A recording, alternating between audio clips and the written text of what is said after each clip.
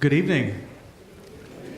Before our interim director for the Center for Faith Studies comes forward, Leslie Murrell, wanted to just simply welcome you, myself, as the senior minister of Countryside Community Church. We've been very excited to have our speaker, Chaja Verveer, come this evening, and have been very honored that the Institute for Holocaust Studies would allow us to play some small part in this.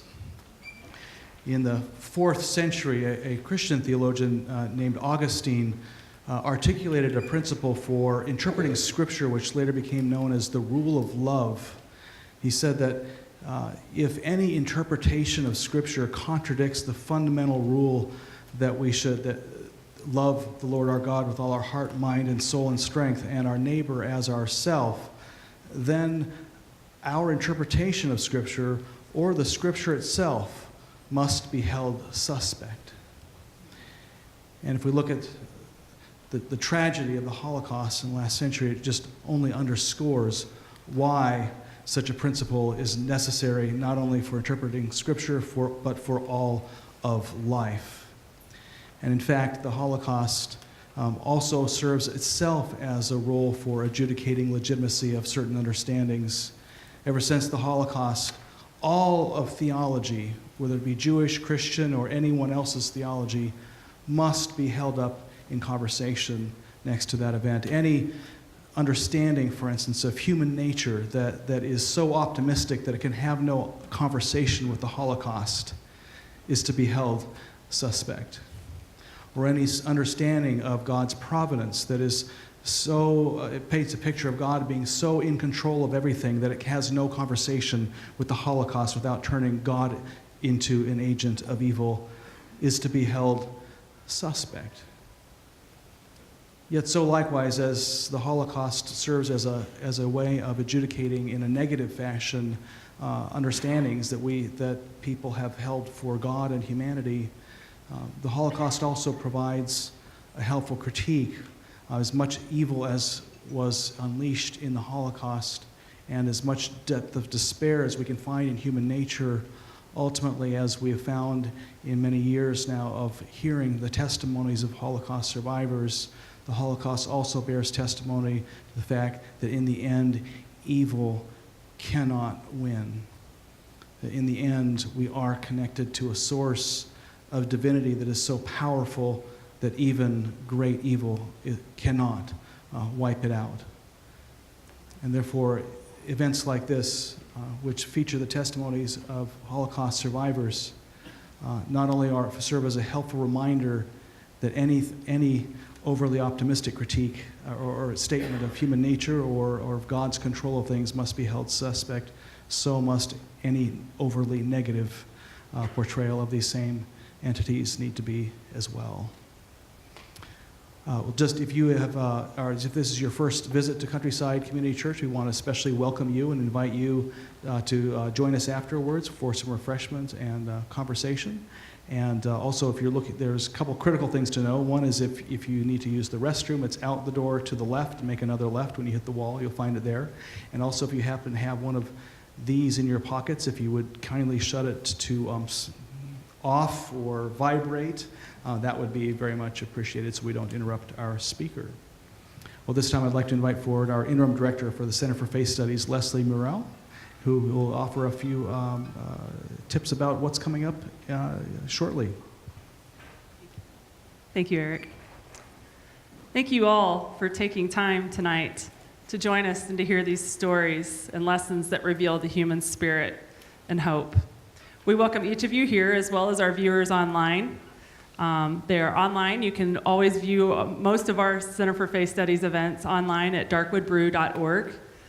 We always live stream them, and then they're available after that as well on Center for Faith Studies. A few more housekeeping tips. I just wanted to say we will have volunteers to answer questions after Chaja's finished with her presentation. Please raise your hand, and the volunteers will come and bring a microphone to you. Please speak clearly into it so that our online participants can hear as well into the microphone.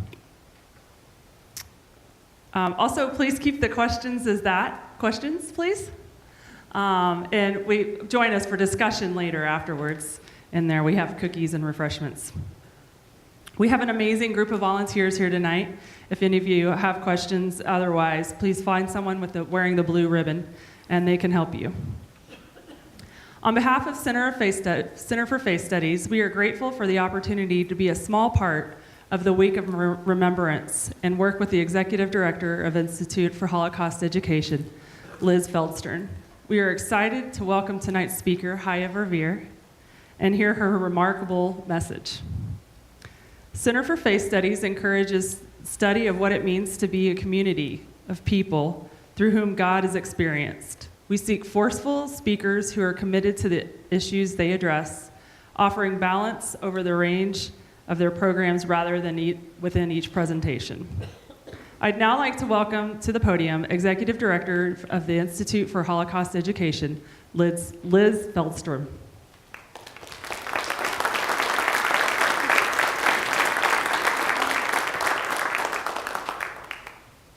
Thank you very much. Welcome, everyone, and thank you for joining us this evening.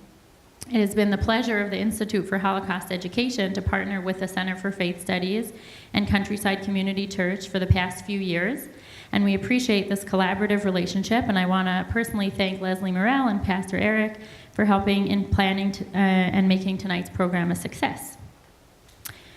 The Institute for Holocaust Education has a clear but challenging mission. Our aim is to educate young people, as well as the greater community, about the events of World War II and the Holocaust.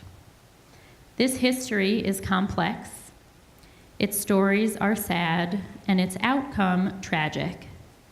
And yet, we ask people to contemplate these events that happened long ago and far away, because we believe they have something to teach us here and now. One of the most powerful tools that the Institute for Holocaust Education has available to teach this history, or that any teacher has to impart any lesson of history, is the primary resource. Survivors of the Holocaust and World War II liberators are our primary resources to share the lessons of the Holocaust with the world. And we are so lucky that these individuals are still among us. For 1 week each year, the Institute dedicates itself to presenting the eyewitness accounts of survivors and liberators to students in Nebraska. In this week of understanding, the survivors, both local and visiting, share their accounts in auditoriums packed with students of all backgrounds. In this, our 4th year, the Week of Understanding program includes 9 speakers, 22 speaking engagements, 45 schools, and a total of over 5,000 students just this week. Tonight, this same message will be shared with all of you. The program is made possible by generous financial support, which I would like to publicly acknowledge. The Week of Understanding's funders include the Omaha Public Schools Foundation, the Ada and Leon Millard Foundation, and the Shirley and Leonard Goldstein Supporting Foundation of the Jewish Federation of Omaha. Of course, the most generous contributors to this program are the speakers themselves. Without their willingness to share the truth so that we might hopefully learn from it, our mission would be impossible. I would like to ask all of the survivors who are with us tonight to please stand and be recognized.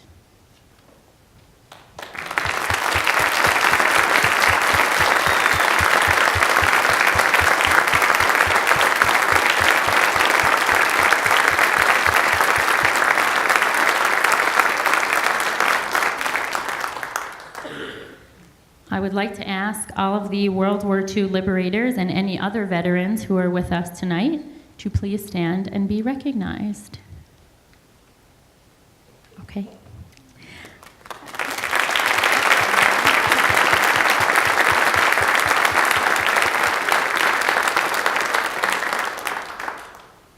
It is now my honor to introduce tonight's speaker, Chaja Verveer.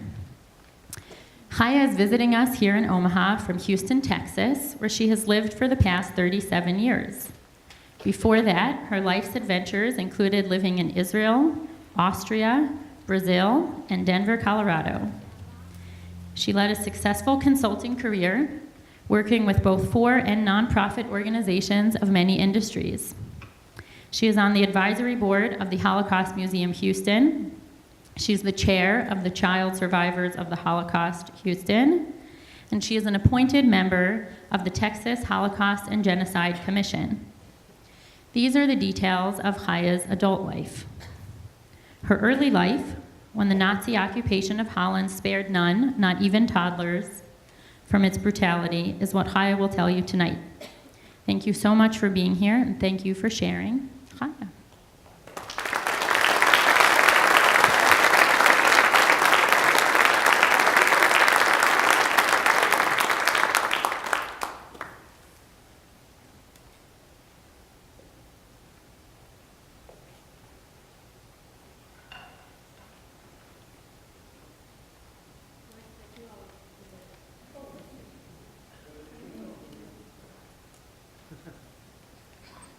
Screen. Can you hear me now? Yes. That's a good ad. Let me say it again. Can you hear me now? Yes. Good. This is my technology here. One is for the slides. The other is a laser pointer where I will point to things as we go. And I have a tendency to mix them up, so forgive me for this. Before I start, I wanted to tell you how much I have appreciated this week here in Omaha. For knowing nobody, meeting you one time, I have made so many friends here that I feel so lucky and so privileged to have been here. You know how to be warm and welcoming, and it is very, very nice. So be proud of what you have accomplished. And I hope I will do you justice tonight.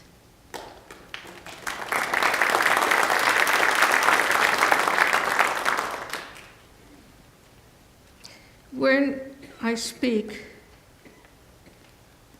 or meet people and I say I am from Holland, the first reaction is, oh, Anne Frank. And that's exactly the beginning and the end of knowledge about what happened in Holland. And the interesting thing is that Anne Frank was killed in the end. So it is hard to see where everybody is so joyful, because I think they only think about the love story, but not the end of it all. To give you a little bit of an idea about Holland, there were, at one point, there were 30,000 people who had come there from Germany, and all before 1939, 1940, because Holland was very easy to get to, and it was as close as they could be to their beloved Germany. And because they expected also that should there be a war, Holland would be neutral again, as it had been in the First World War. So they created German organizations, they had performances, they had movies, they had Little Germantown in Amsterdam. And they felt very good about it, and that is one of the reasons also that the Anne Frank family came. However, when the Holocaust hit in the Netherlands, 107,000 people were deported, and only 5,400 came back. And that is 80% of the population, 80% of the Jews were killed, which is a higher percentage than almost any other country. The Dutch wanted to accommodate. It's a people of believers in authority. The government is always right. And at the same time, people are highly individualistic. So it is a combination of both of them, and you can see that too in that it had the highest number of Nazi collaborators and the highest number of Waffen-SS volunteers. At the other hand, it has more people that were recognized as righteous Gentiles than almost any other country. So you can say on the one side, it's this, on the other side, it's that. And it's like most things, it's not an issue of black or white, but shades of gray. I always start with this picture. It's the picture of my uncle's and aunt's wedding. And whoops, what happened? I didn't do that. See, it's against me. There. No, don't touch it anymore. Okay. If you see there, here, that is my father, and he looked like a little boy. And my mom is right here, sitting on the lap of my grandfather. Let me indicate here and here.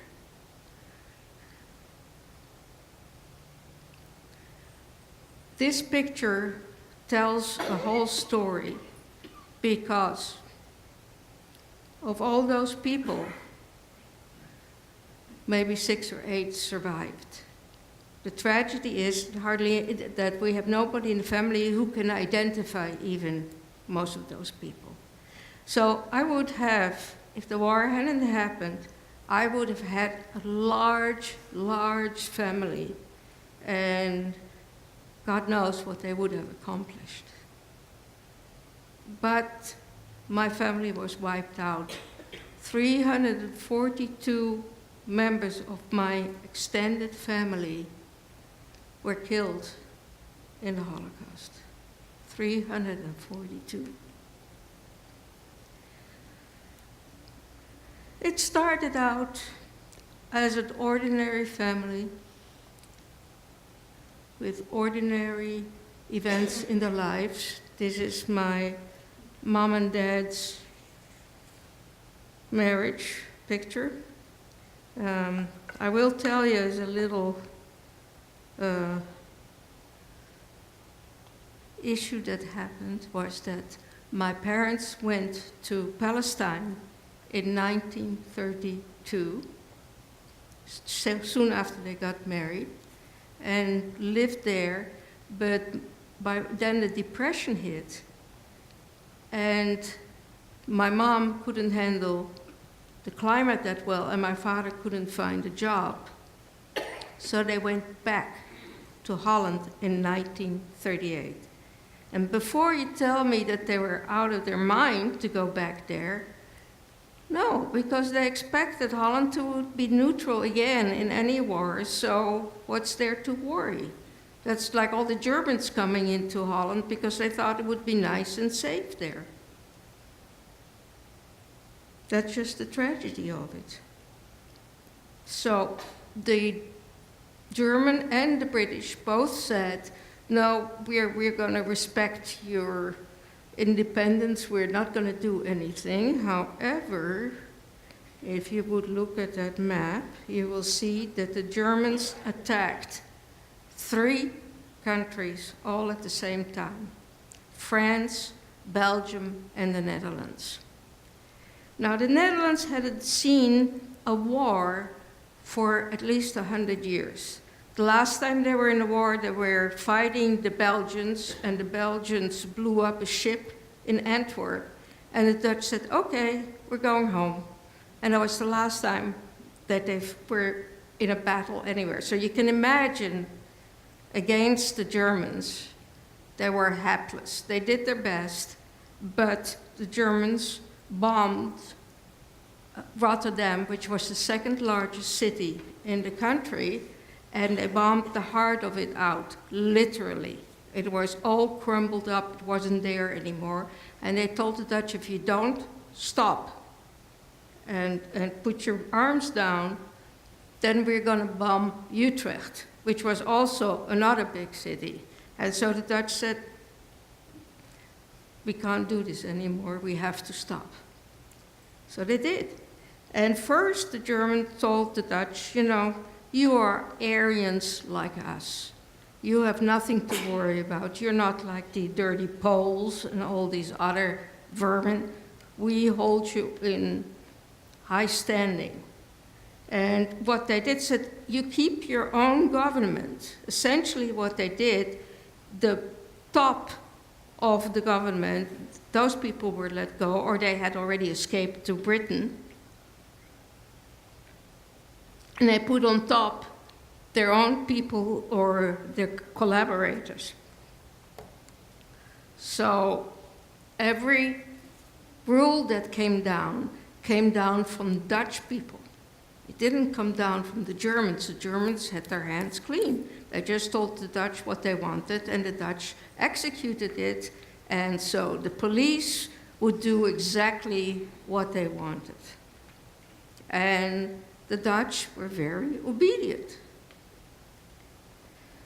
So it started with regulations in 1940 already, where the segregation between the populations took place. And so it was very slow, and everybody could rationalize that whatever happened at that specific moment wasn't really bad enough to do something against it. And you know, for example, the Jews couldn't work for the government anymore. Well, everybody said, okay, they can find another job, not to worry about. They couldn't be at the universities anymore. Well, people said, well, so what? They can find another job. Then, you know, the rules came down. You had to register, and a J was stamped on your papers, and the registration, they got the complete registration of the Jewish community. No other country did that. And if you were saying you were a Baptist, they would, if they had doubts, they would go to the Baptist church, and the Baptists, and I'm not picking on them particularly, but they would say, oh, no, we don't know that he is. They didn't think about it. But I give you something to think about, that when you go to the hospital here, they ask you your religion. And you don't think twice about it, because after all, you know that they will provide you with some religious support should you need it. So registration by itself didn't raise that much of an alarm, except the result was that they knew exactly where Jews were living and could control that population exactly as they wanted. So let's go to the next slide. Again, this is an interesting slide. It was taken, we think it was in 1942, somewhere in the summer. And this is my father and my 3 brothers. And I don't know if you can see it, but there's something unusual about this picture. And I will help you. When it's the kids, I demand from them to find out for it, but you're not kids anymore, so I just tell you.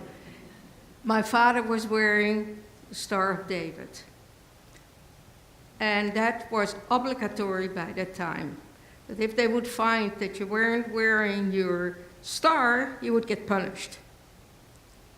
And it was to be sewn on. You couldn't just, stick it on there. No, that wasn't good enough. You had to sew it on. Should you take your jacket off, you had to have a star under it at all times. So this was at the time that my brothers couldn't go to school anymore. They couldn't have a bike. They couldn't play in the park. There was curfew, and my father was unemployed. Life was shrinking very fast for us.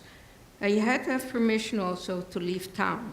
You couldn't just take a train or anything. It was not allowed unless, it was something that the government had thought of. So,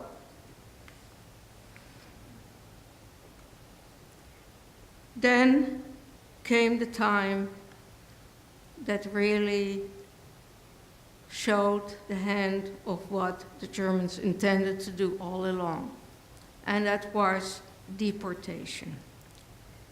And the way they went about it is that when you would get a call up to go with the train to report, you better be there or else you would be punished.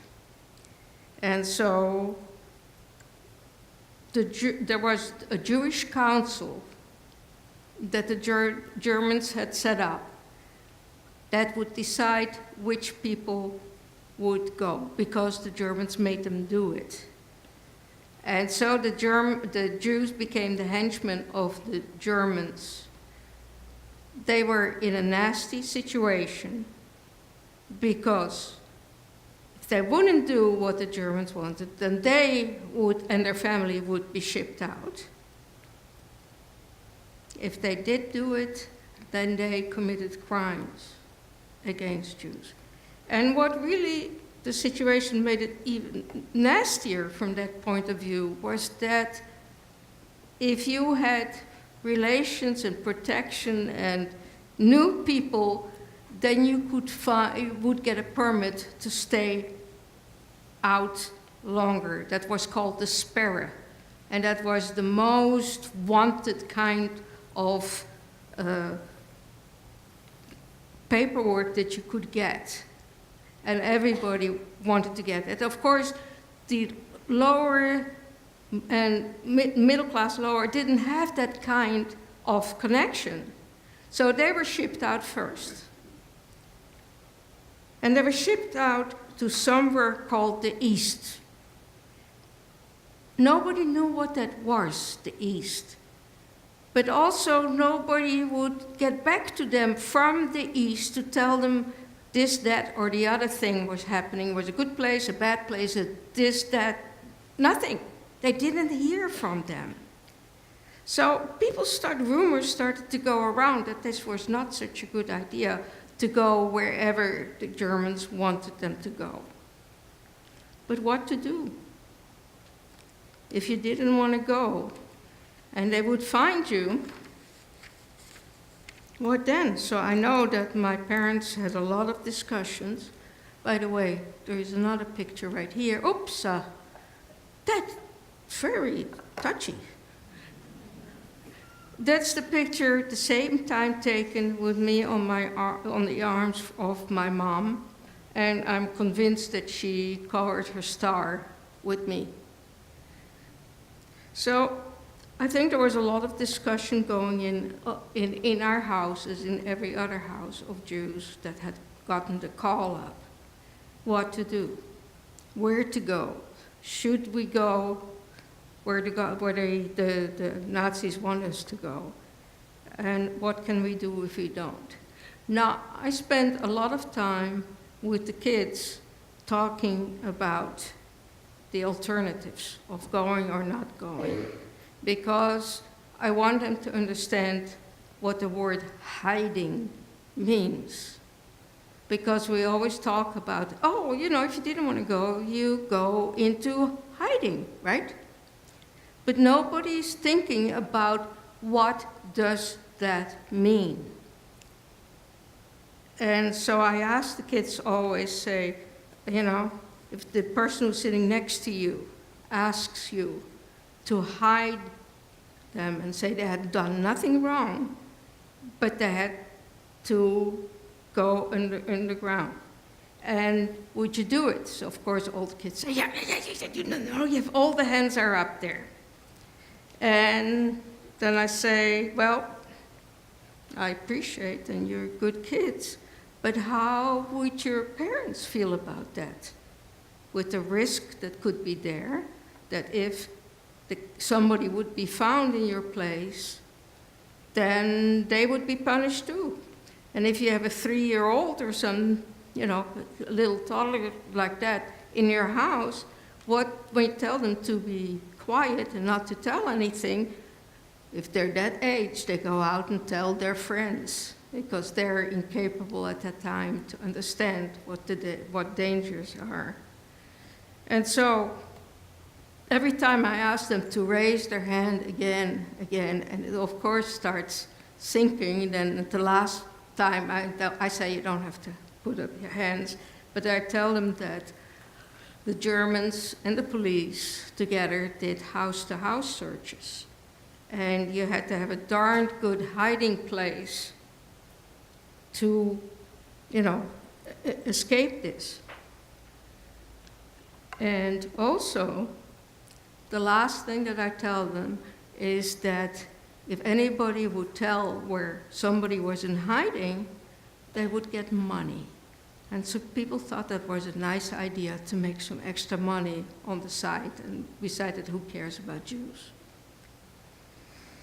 So my father had a contact in the resistance, and he asked him, we don't want to go. We have gotten the call up, and anything can happen at any point in time. Can you help us find a place to hide? And he had his contacts, and he said yes. And one night, we left. It is probably too hard for you to see this list, but and it's in Dutch. So, there's only one guy here who can understand it. But what it says is the mayor of our little town and the police are putting out an all-points bulletin for this family that had left without permission. So if you see them, arrest them and report them. So I'm the last one on this list. And so at 1 year old, I was a criminal that had to be arrested. Tell me, isn't that something wrong with that picture there? What were they thinking about? A 1 year old is a threat to you? How was that mindset possible? I can't understand it, honestly. I'm being honest with you. When we, as a family of 6, went into hiding, you know that they couldn't hide a family of 6 together. That just was not possible. And so they divvied up the family, and nobody had any say about anything, and we all went different directions. And my parents could not know where any of their kids were going, because the least they knew, the better off it was. So that in case they were captured, they could not reveal anything. I ended up with a family from the Berg who were truly heroic. There's a picture of me at that place. See how cute I was? The family from the Berg was very active in the resistance. They had a butcher shop. And under the butcher shop, there were cellars, because this was in Leiden. It's a little town, city, which has canals going all the way through it. And when they were bringing in meat or whatever, it would come through the canal in older times. That's how they did everything. And there were, at any given time, in the cellar, they had people who had to quickly change where they were because there was a house-to-house search by the Germans, or people got into a fight somewhere and they had to move them. You know, the normal human things, and somebody got sick at the house and they couldn't take care of people anymore. You know, all these things happened in real life. And so they had to move these people, and the family van den Berg had them all in the cellar till the resistance could find another place for them. It wasn't always easy and it wasn't always fast, but they did manage to handle this way. And, and I was there. They had already 2 teenage sons, and they would tell everybody that I was a latecomer in the family, and my name became Carla van den Berg. And that's all I knew at the time about who I was. And I was wearing, as you can see, a pretty dress.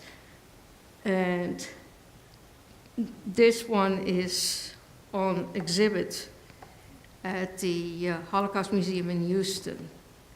And I didn't even know about it until after my mom passed away, when my brother told me, she had a dress of yours from that time. So everything went fine until one day a young boy, 14-year-old, was captured in an entirely different place. And he was interrogated by the police. And as you well know, we all think we would never say anything. But if it's a 14-year-old who's frightened out of his wits and they want to know something, he's going to talk. And he did talk. So he told them where he was before, and before that, and pretty soon he talked about the family van den Berg. Now, the police had their suspicions about the family van den Berg, and they had several times gone into the butcher shop and gone down into the cellars, or what they thought were the cellars, and what they saw was a cellar half full of water. So there was nobody hiding in there. They knew that, so they left disappointed. What they didn't know was that there was another cellar, and that was hidden, and that one was dry. So that is where they brought all those people and made false ID cards for them, got them coupons, the ration coupons, if anybody's still familiar with that. That was the stamps you needed to have, depending on the number of people in the family, so you could buy bread and all the other essentials. If you didn't do it, you had to go to the black market. And I'm sure that the family van den Berg was heavily into black market trade, because otherwise how were they going to feed all the people they had? And they also, some people in the family started to steal blank ID cards. It was just a cottage industry of anything and everything they could do.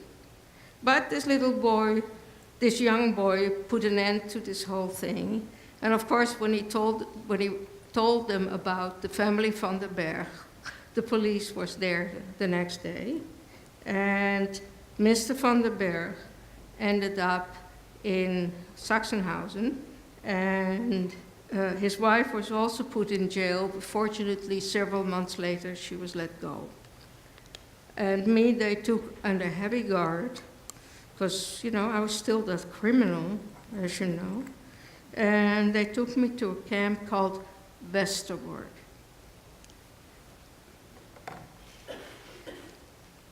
Westerbork was the transit camp from where people were regularly shipped out to camps like Sobibor, like Auschwitz, Bergen-Belsen, all these other nice places.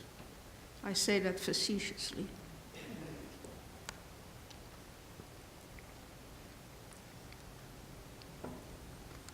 And they kept good statistics on how many they shipped out. Berlin asked them to put 200 people on transport, and they would then make the selection.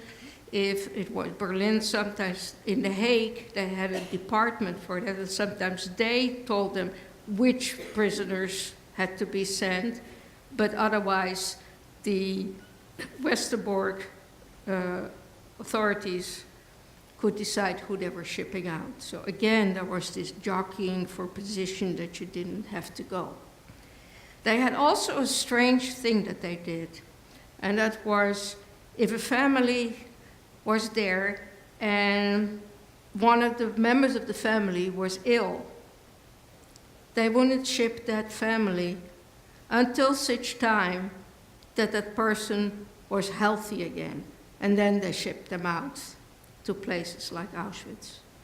Does it make any sense to you? No, it didn't make any sense to me, but in their mind it made sense, because initially people were going to be put to work in those camps. So if they were sick, they couldn't work. And the ones that were sick, they had to get rid of. So their thinking evolved over time on how they were going to do all this. In August of 1944, and I went to Westerbork. They put me in a children's barrack. The children's barrack had the kids that they had found in hiding everywhere, and they brought them there. And what happened that just before I was captured, they had a large transport of all the children out of the children's home, shipped out. But I came and some other people came, and slowly they were still finding the people, and they were still interested in getting them. Even when there was in August of 44, they knew already that they were never going to win this war. But the war against the Jews wasn't over by any means. That would go on till the last day. So in the 9th of September, a large transport, most of the people that were in the camp, left for Auschwitz. Among them, for your information, was Anne Frank. And then on September 13 was the last transport that ever left Westerbork. It had 276 people on board. 52 of them were the children from the orphanage. I happen to have the manifest here, or a copy thereof, and helps if I push the button. And as you can see, it says on the top, well, you can barely see it probably from where you're sitting, it says group of unknown children. And we all had a placard around our neck, and on it, it said what they thought our name was, and our date of birth, and our age and our presumed names if they didn't know for sure. So they had some names, all the names were with question marks because they weren't sure. I found this manifest when I was living in Brazil, as Liz has already mentioned. And I stayed with a friend because my then husband had to leave town, and I didn't know a soul in Sao Paulo, so except for one Dutch lady, and she invited me to stay with her. And I don't know about you, but I like to read at night. Doesn't matter almost what, but I want to read for half an hour or so to sleep. And I was looking at her books, and I see books in Portuguese. I'm not interested. Can't read that stuff yet. But I did see a colorful book that was blue, white, and red.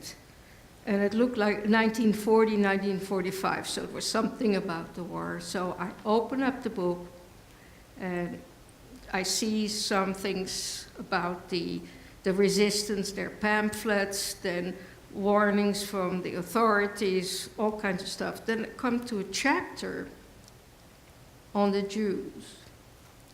And so I start looking at that.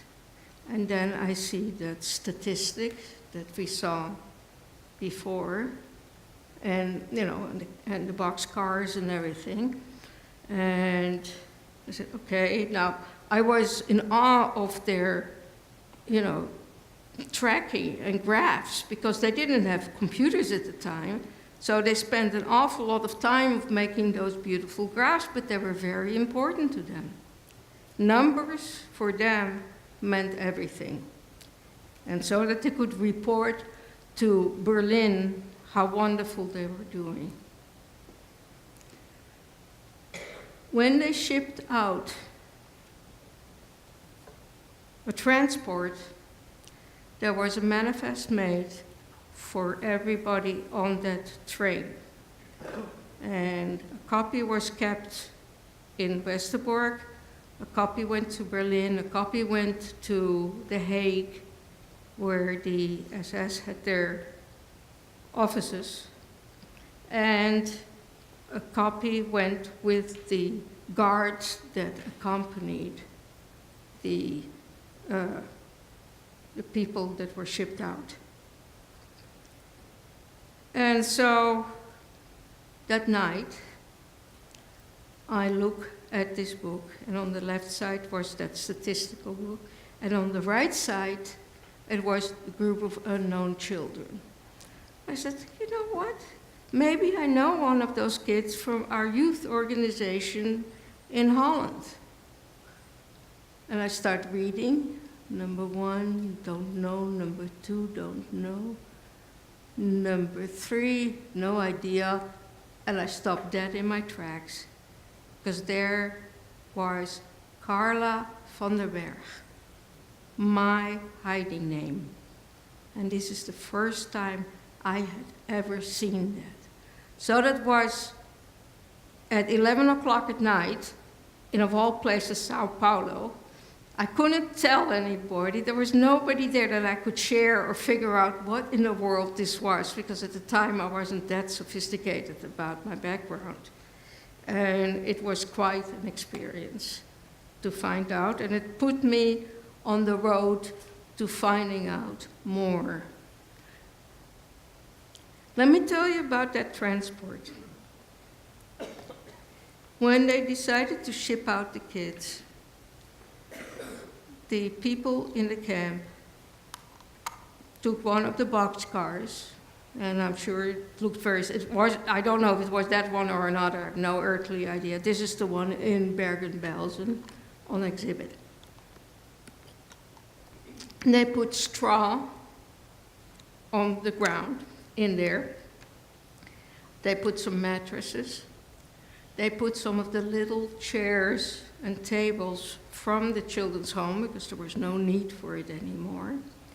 They told the 4 people who had agreed to accompany us that everything would be hunky-dory, because it would only take 3 to 4 hours to get to the destination, Bergen-Belsen. And they were told that it was a good camp, and they had got some diapers, some sandwiches, some milk, some water for the kids in the car. And they should be just fine, and they didn't have to worry about running out of things, because as soon as they got to Bergen-Belsen, everything would be taken care of. So this train ride that should take 3 to 4 hours took 3 days and night. And what happened was, whenever they needed a locomotive, they would just disconnect the train and take the locomotive until at one point or another they would bring a new locomotive. Or the whole train was shunted aside because another train had priority. Now, if you take a good look at that train, at that railroad car, you see that there are only vents right up on top. And you can't see, and especially kids can't see out of that. And you could only open it from the outside. You could not open it from the inside. And so people requested, they said, our accompaniment said, please give us water or anything. And then I think they one time got water. So by the time we finally arrived in Bergen-Belsen, you can just imagine what it was like. If one kid was crying, the other one started to cry. If they soiled their clothing. I mean, the milk went sour if they hadn't drunk it before. It was an unholy mess. One of the children, a half-year-old girl, died on the way, probably from dehydration. And when we arrived in Bergen-Belsen, the guards stood ready with their guns. And a journalist from Holland could not believe what he saw. And he wanted to know if these children had been spies for Roosevelt, because otherwise, why in the world would you stand with your guns ready with kids that could barely move and were so stiff and exhausted from this train ride that made no sense to them? But so the other 50 kids managed to be okay there. And we stayed in Bergen-Belsen till November of 1944. And then we were shipped out again. The manifest does not manage exactly the other manifest, but it was the same number of children that were moved, that were sent out from Bergen-Belsen. The original destination for this transport was Auschwitz. It took again, it again was meandering around for a while, and one of the older children remembers that at one point the train was being strafed and she was told to jump out into the ditch until they could go again. This train never made it to Auschwitz. Instead, it went to Theresienstadt or Terezin. And that was a stroke of good luck, because if we had stayed in Bergen-Belsen, the diseases that were there and the influx of people from all over, the Germans were closing camps, make people march to the interior of the country, or by train. They were putting them all, and Bergen-Belsen was one of the main destinations for that. But they didn't increase the food that was there in Bergen-Belsen. The same food that they had for X number of people, they had to use again for X plus 1,000.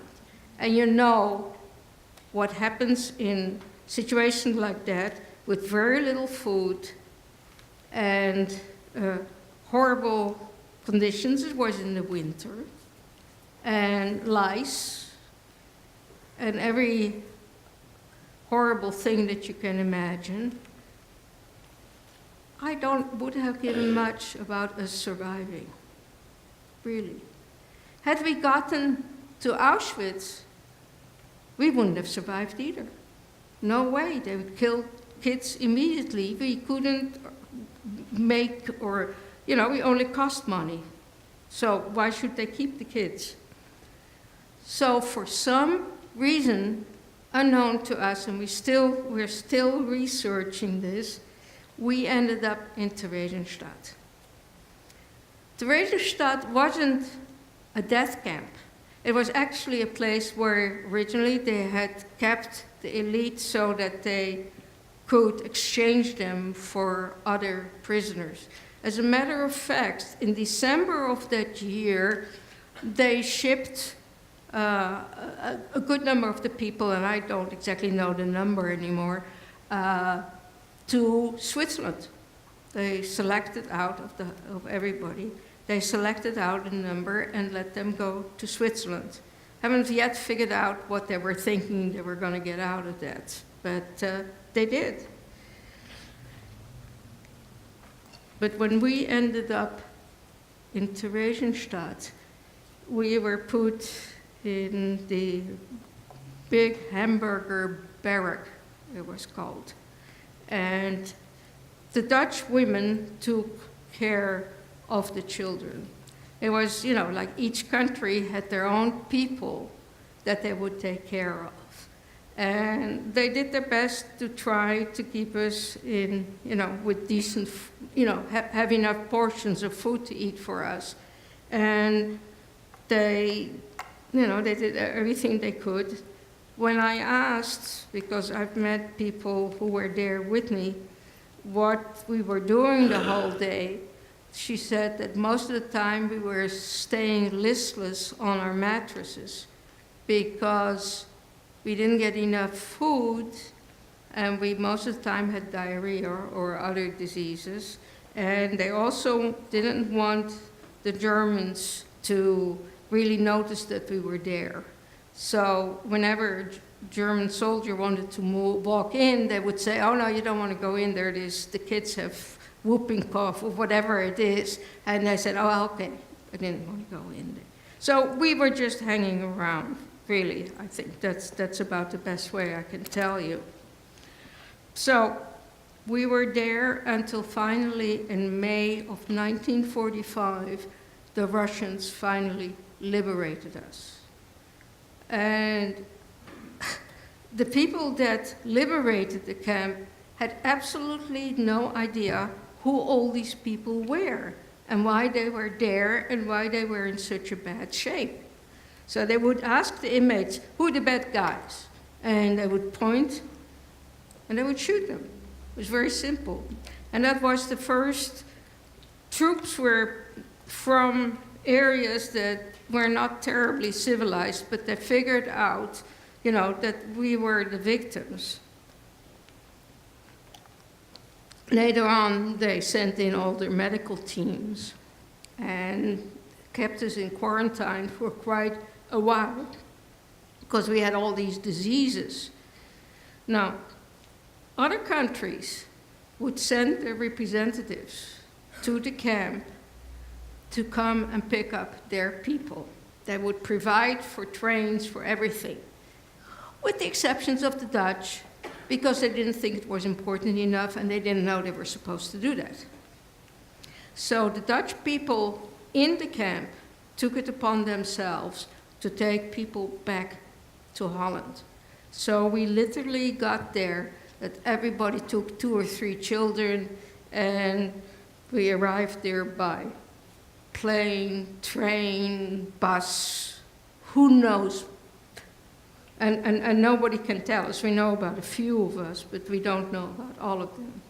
So I arrived in Eindhoven, and I was registered there. And I wish you could see it better, but I was registered as Carla van den Berg, that I was about 3 years old, that I had come from Theresienstadt via Brussels to Holland, and that was it. The Red Cross would get the names of the people who were registered and would publish it in the newspapers. And that is how my mom found me. So I was no longer Carla van den Berg, I was Chaja Verveer. They put my exact birth date there, and my mother took me back to her home. She knew only about one of my brothers. She did not know anything. And the first thing I actually have still at home, I didn't put it in the slides yet because I forgot most of my PowerPoint. I need to learn it again. But she put an ad in the newspaper, said if anybody could help her, tell her the whereabouts of my father. And then she found out that he had been killed, executed by the Germans. And let me tell you a little bit about how that happened. My father was hidden somewhere in the north of Holland, and he had great plans for after he was in the building trades, semi-architect. I've never been able to find out what his real official trade was.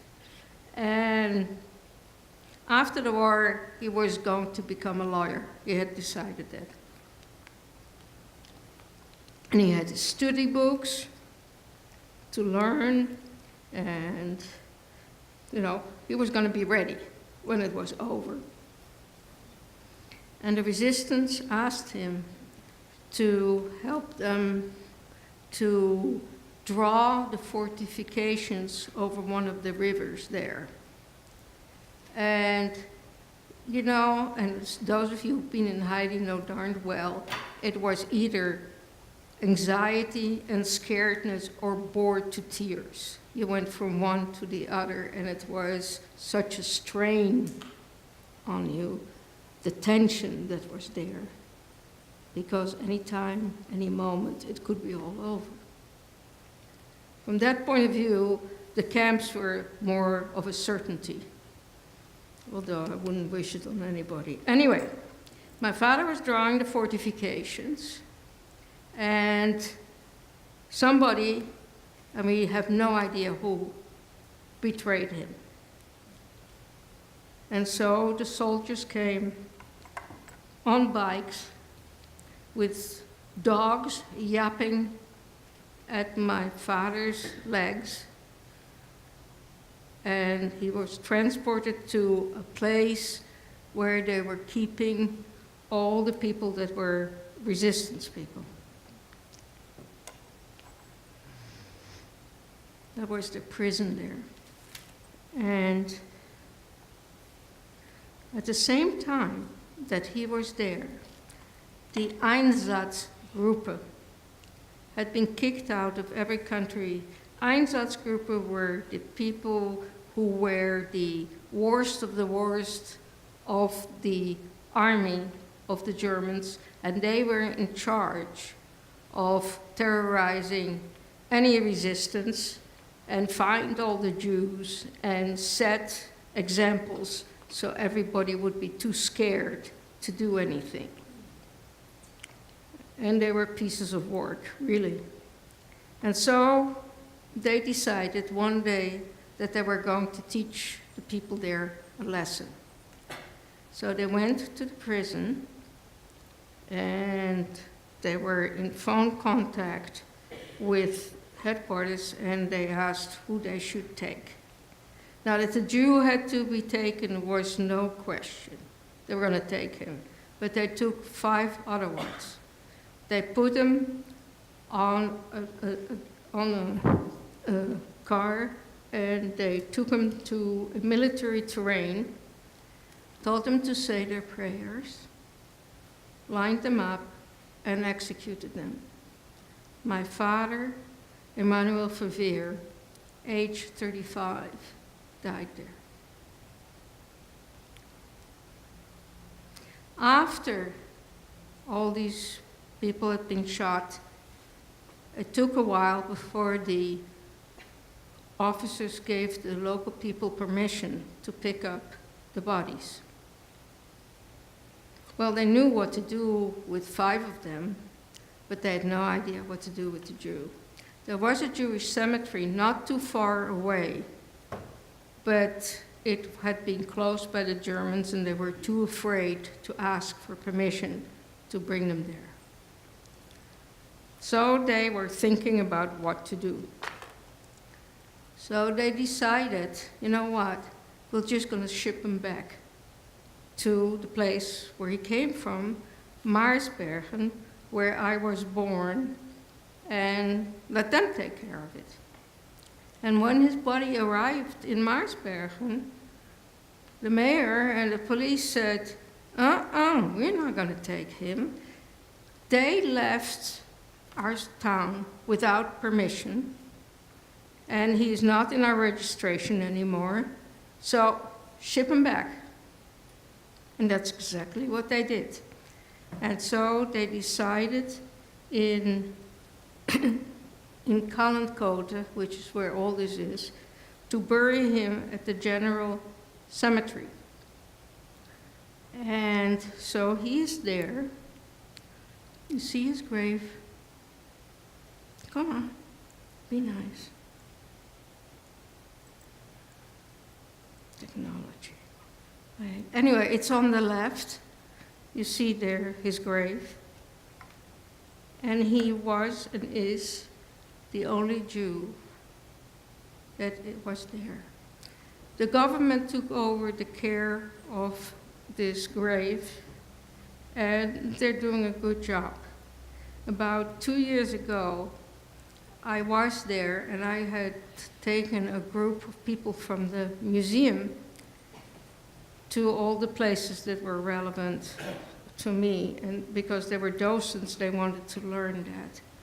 And so they came to the grave, and I asked them to say Kaddish, which is the prayer for the dead, because in a long, long time, nobody had come there and do that. And it was extremely moving and gratifying for me.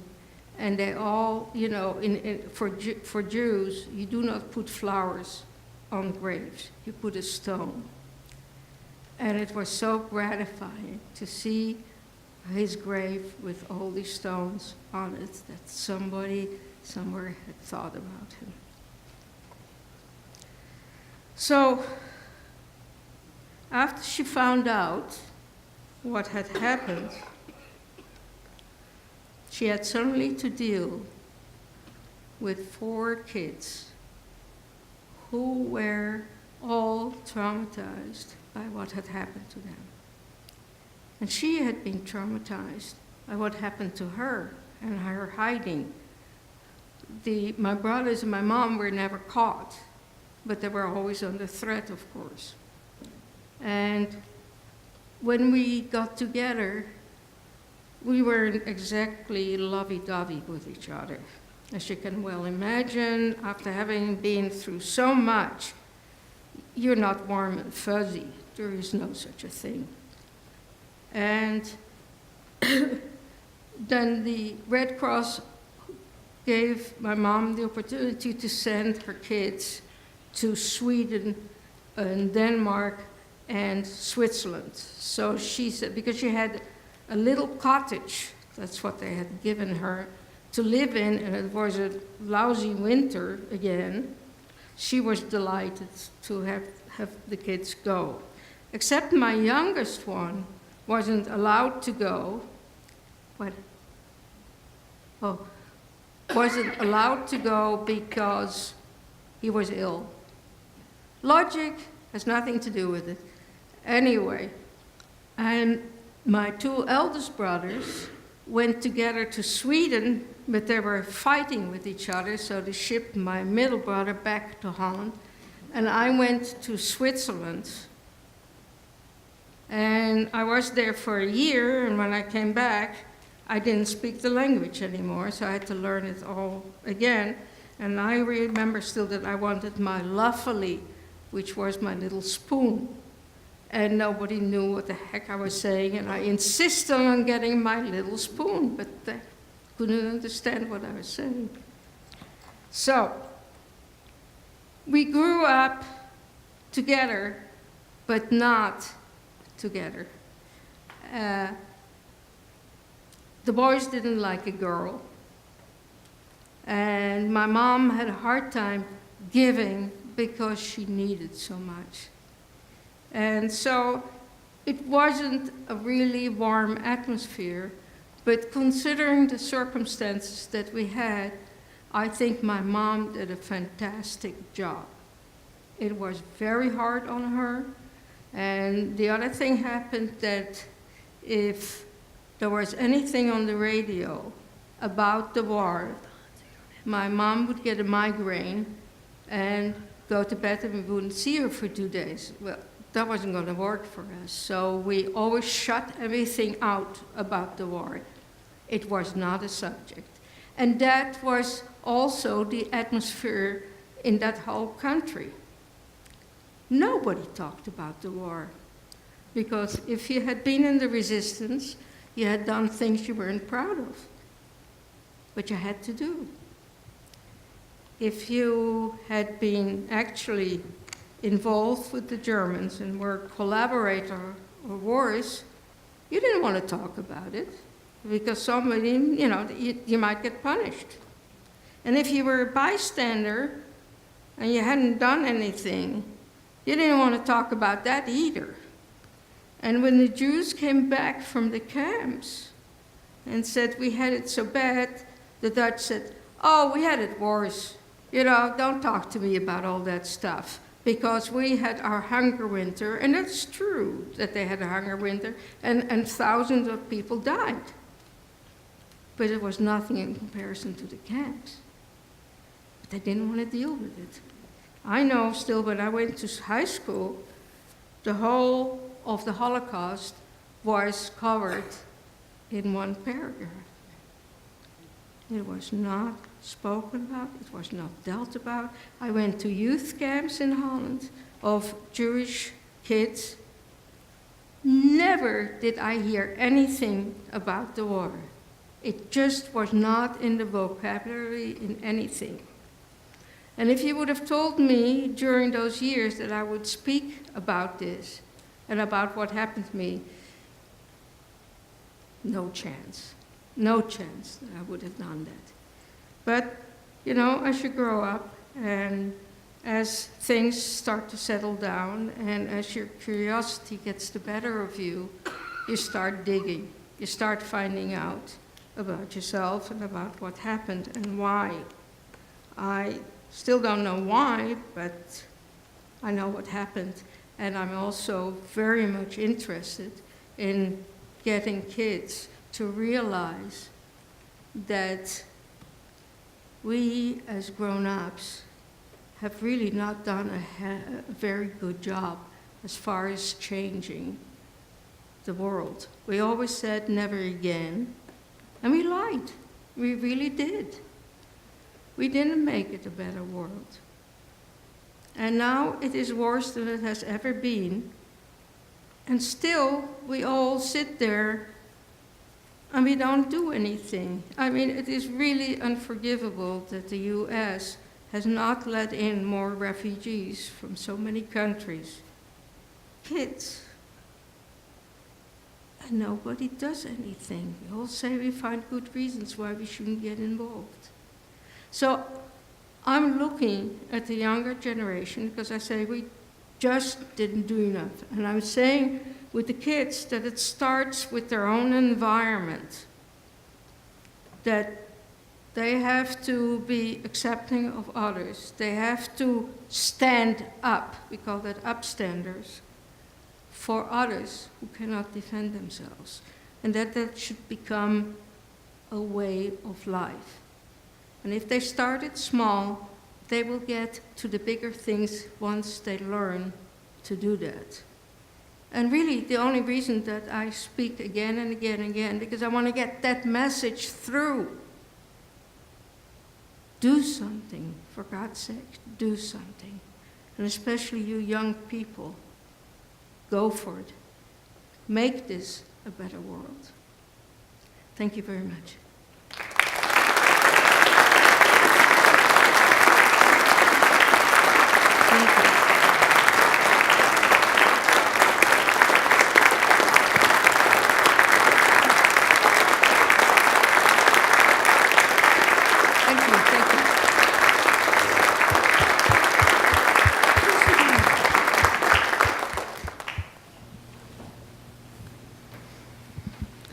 If you raise your hand, we'll bring a microphone to you if you have a question or a comment.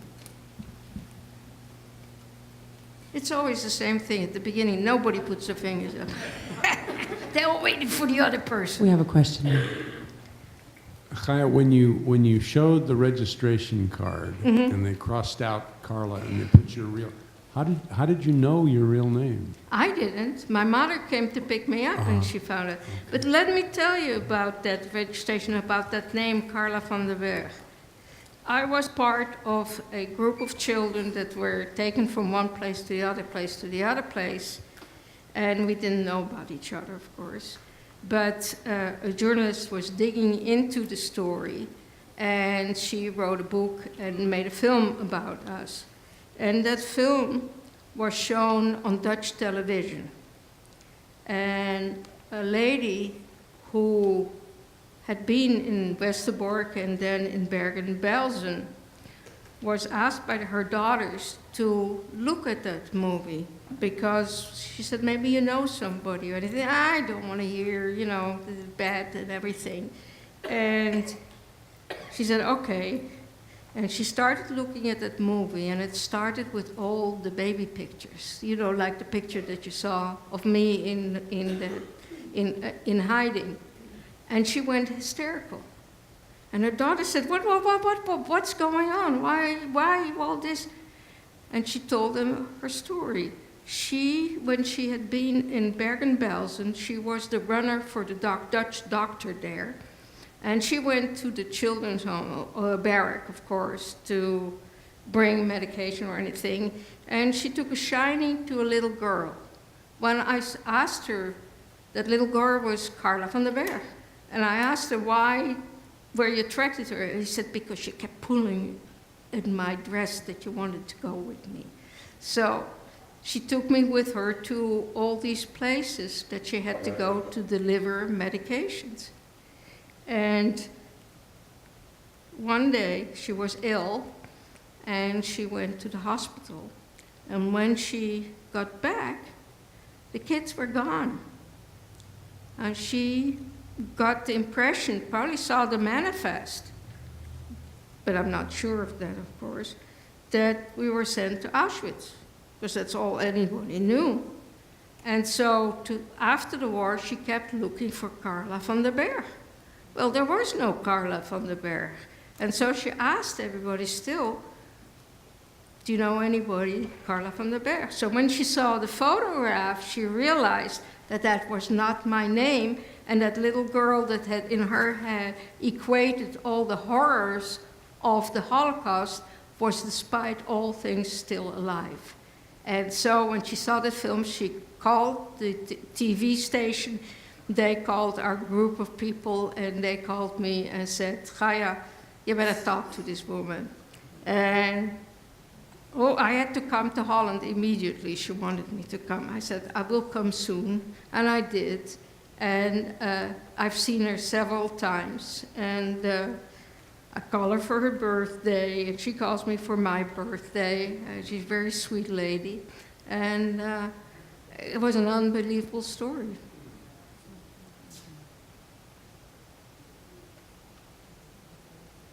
We have a question. We have a question here in the center. I'm sorry if you said this earlier, but do you have any siblings still alive? Oh, yes. Yes, They and live all in Israel, and I'm the black sheep of the family because I live here. do any of them speak like you do? Oh, no. No. Oh, no. They think I'm nuts. Why am I doing all this? You know, can't you live your life just normal? Yeah, it's a mindset. I don't understand it, but that's the way it is. It's a Dutch mindset. You don't make waves. May I ask what led you to start speaking? It had a lot to do with people saying it didn't happen. That got me mad. I know it happened. And I was not going to let them get away with that, because everything I tell you, everything I can prove, I didn't make up anything. This is what really happened. This We have a gentleman over there. Here. We have a question here. Tracy, you go. Oh,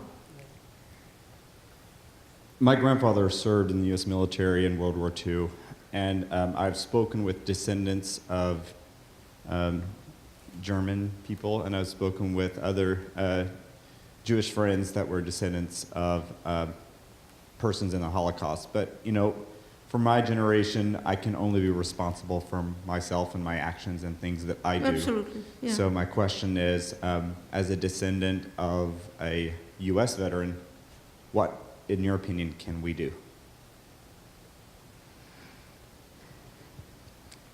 Teach your children that it only takes that little to get things to repeat again. That they have to be true to their values, that people have to speak up, and that it becomes a habit. Even as difficult as it is, and you and I know that as grown-ups, to go against the grain and to say to somebody you're in a social environment and somebody says something about the blacks or the Hispanics or anything it is, that it is your duty to say to them, this is bigotry, you cannot speak that way, not when I'm around. And we talk about that and we say, oh my God, you know, but we don't like to be unpopular. We really don't. And we don't like to be, you know, getting the mood of a place change or not to be popular anymore, and it's worse for kids. But I gotta do it. I gotta stop it. Because if you think about it, during Hitler's time, if people would have stood up and said, you're just big bullies with all your nonsense there, you know, they could have stopped it. It was possible, but they never thought about it. Everybody thought, oh, it's gonna go away. And it can happen everywhere. When the conditions are ripe, we can find a reason to hate. But it has to be stopped immediately, that it cannot go further. And we talk about them, whoever the them of the moment is. And when we talk about them, then it is suddenly not a real human being anymore. It's a them. And we find new thems all the time that we can hate. And we got to stop that. You spent some of your time in Theresienstadt, and you were, how old were you at that time? I was 3. Okay. Do you have any recollection? That was a camp where a lot of artists were. You know, there's documents about operas, Brundebar being one. Do you Yes. remember anything artistic, Friedel Dieter Brandeis or any of those folks that?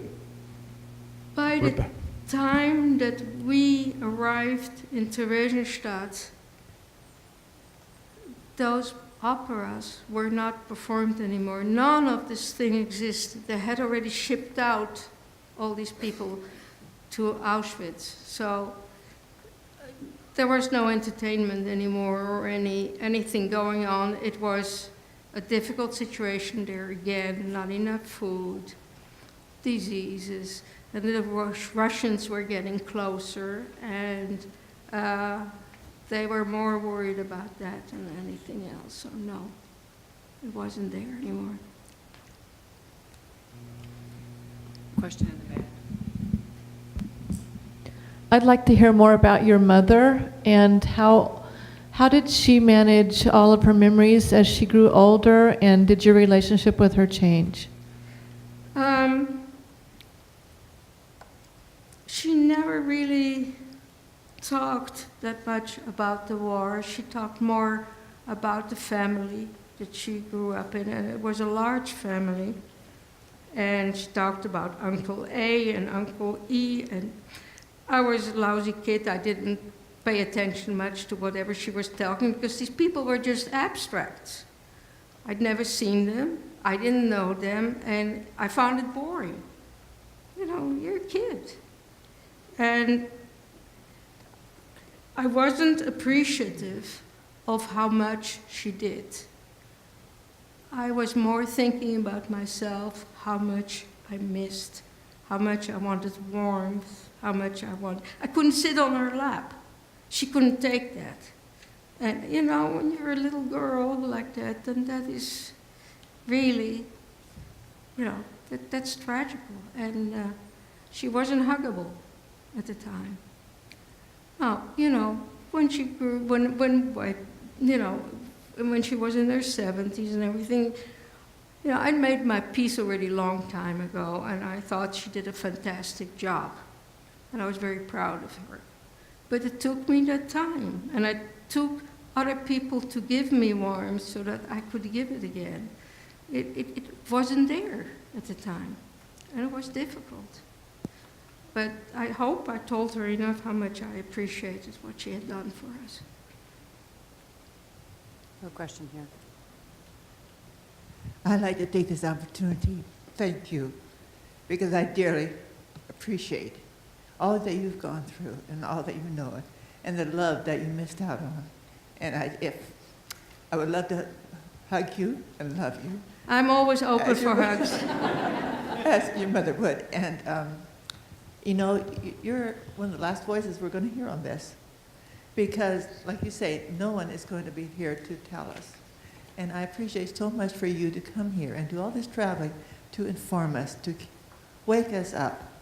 And but the younger generation, they don't want to hear even what my little life was like in the country. So until you even hear this, so really we need to tell our children and our grandchildren and have them have some kind of a hint, because yes, it is going to come to us. It's still going to come around again. And it's going to be our children. So thank you. Thank you. Appreciate you so much. Thank you. No question here. This is more of a comment rather than a question, but the young man here was asking what they could do about the situation today. Anybody that's interested in this subject should read The Rise and Fall of the Third Reich by William Schreier. You can understand what happened then when Hitler gobbled up the Sudetenland and Austria, doing them a favor, bringing them into Germany, feeding them, giving them a job. It can happen again, like you're saying here. That's exactly what Putin is doing in Ukraine today. And whether America does anything or not, this is what you're asking. We should be doing something, but are we going to do it today? I don't think so. I don't think I don't either. Yeah, I don't think it is the mindset right now, for whatever the reason, that nobody wants boots on the ground and nobody wants to get involved. And it is it's our mindset right now, even in our own communities, that we go like that when things happen. We don't want to get involved. And if we keep up that way and we only think about mine, whatever is mine, and we are the me generation, then I don't see how we're going to get better.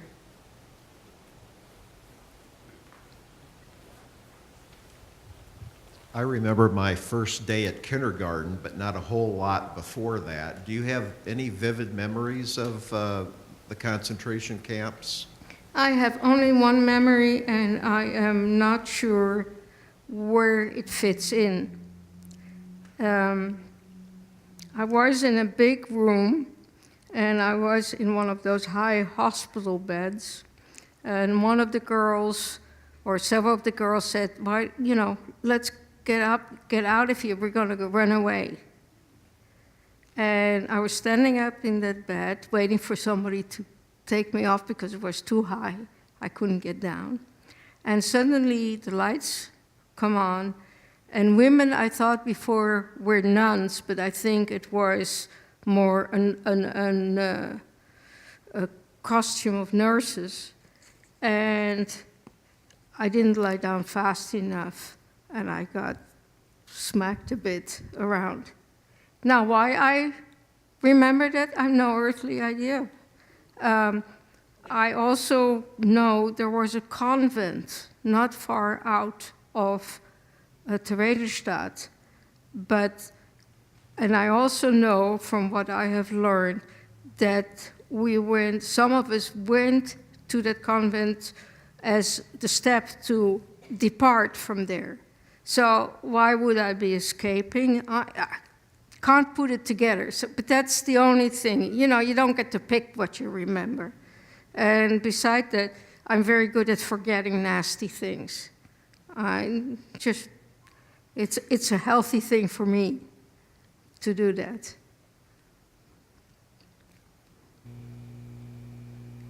Okay. One more question, and that's it. So take your chance. Yes. Did the children you were with get tattooed? No, the children, the only people that got tattoos were in 2 camps. One was Auschwitz, and the other one was, I think Sobibor, but I wouldn't, I can't be, can any of you tell me for sure? I can't, I know only there were 2 camps, and the camps I was in didn't get a tattoo. So, without further ado, I appreciate your hospitality, and thank you so much, and you guys were great.